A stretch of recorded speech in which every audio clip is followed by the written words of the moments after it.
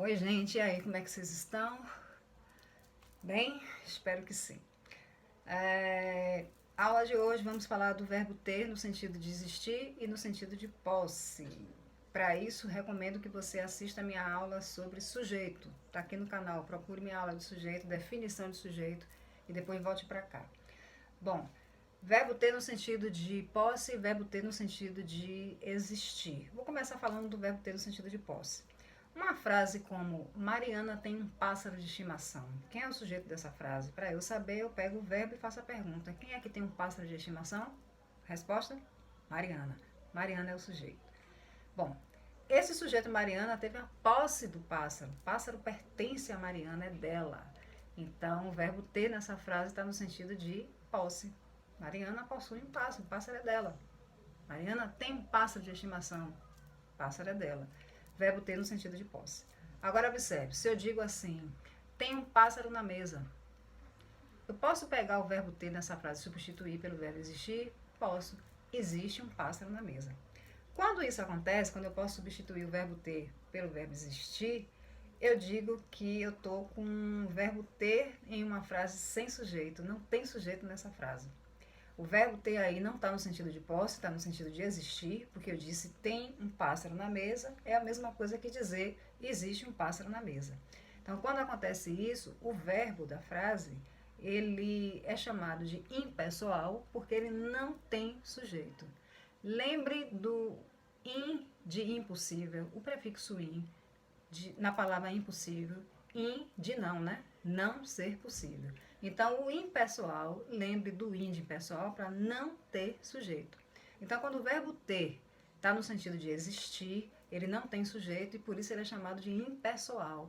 Ah, então impessoal é isso? Significa não ter sujeito? Significa não ter sujeito. E se ele não tem sujeito, ele vai ficar sempre no singular, terceira pessoa do singular. É por isso que eu digo tem. Tem um pássaro na mesa. Tem no sentido de existir, fica em frases cujo verbo vai ser dito impessoal. Então, verbo impessoal, verbo que não tem sujeito, ele não se refere a nenhum sujeito, a nenhuma pessoa, por isso que ele é impessoal, de não ter sujeito. Então, o verbo ter, ele pode estar no sentido impessoal, no sentido de existir, ou ele pode estar no sentido de posse, e se está no sentido de posse, tem sujeito. Porque se eu disser que Mariana tem um pássaro, a posse é dela, o sujeito é ela, a posse é dela. Verbo ter no sentido de posse. Aí o verbo ter não é impessoal. Tem um sujeito aí que é Mariana. Agora, se eu disser que tem um pássaro voando, aí essa oração não tem sujeito. A gente chama até de sujeito inexistente. Você já deve ter tido aula com seu professor sobre sujeito. Estou olhando o tempo, porque eu não quero fazer um vídeo muito longo.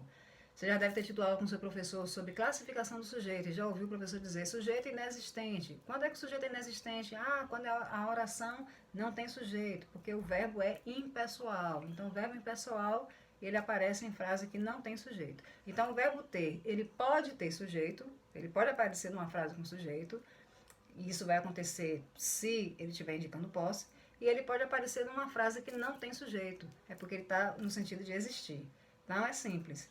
Existe um lápis na mesa. Tem um lápis na mesa. Então, quando eu digo tem um lápis na mesa, o verbo ter está no sentido de existir, não tem sujeito, ele é impessoal.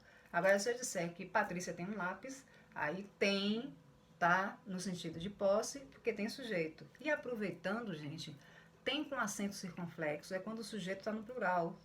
Se eu disser assim, Patrícia e Rosana têm um pássaro, aí eu tenho que colocar o acento circunflexo para indicar a marca de plural, porque aí é Patrícia e Rosana, são duas pessoas, né? Mais de um já é plural. Mas se for só Patrícia, tem um lápis, vai ser tem sem acento. Eu estou aproveitando aí já falando do tem com acento e tem sem acento, ok?